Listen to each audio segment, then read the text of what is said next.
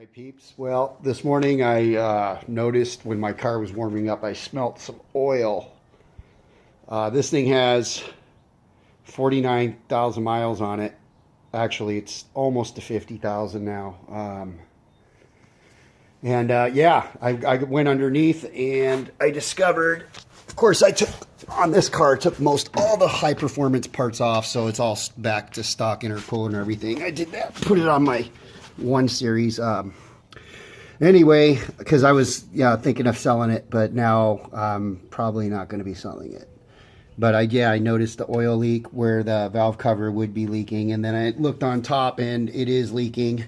I also noticed when I was changing my coils and plugs that there was a little bit in the middle of the engine.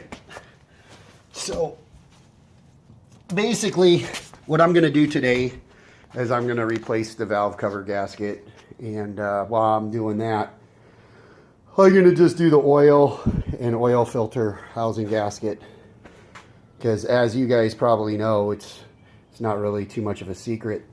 If this thing leaks and gets on your serpentine belt, it could get that belt to slip, and then the worst case scenario is your your crankshaft, it'll actually grab the belt and suck it in and destroy your front main seal to your crankshaft. And then if you destroy your front main seal, you have to pull your engine out and have special tools and actually it's a whole entire process to get that front main seal on. It's not a 1, 2, 3 deal like on a regular engine, so it's a pretty extensive repair.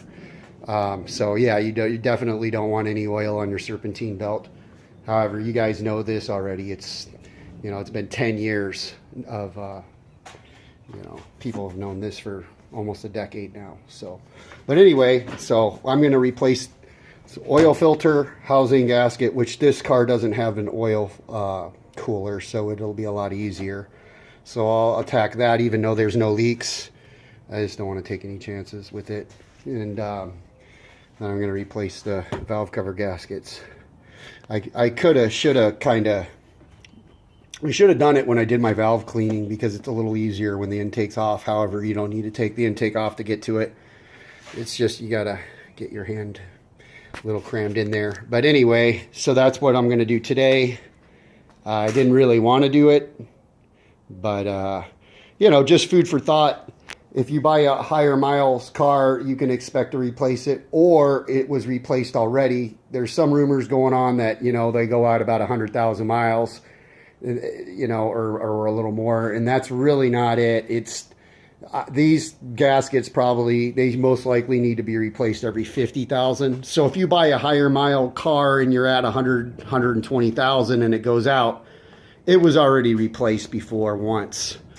So I mean, you could replace it. If you don't replace it right, you're going to leak even more. So you have to just make sure everything's clean and it's seated correctly.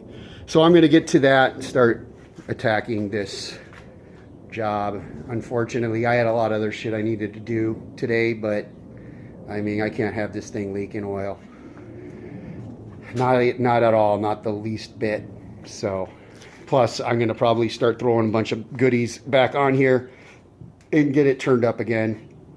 And I want it to be ready when I do that.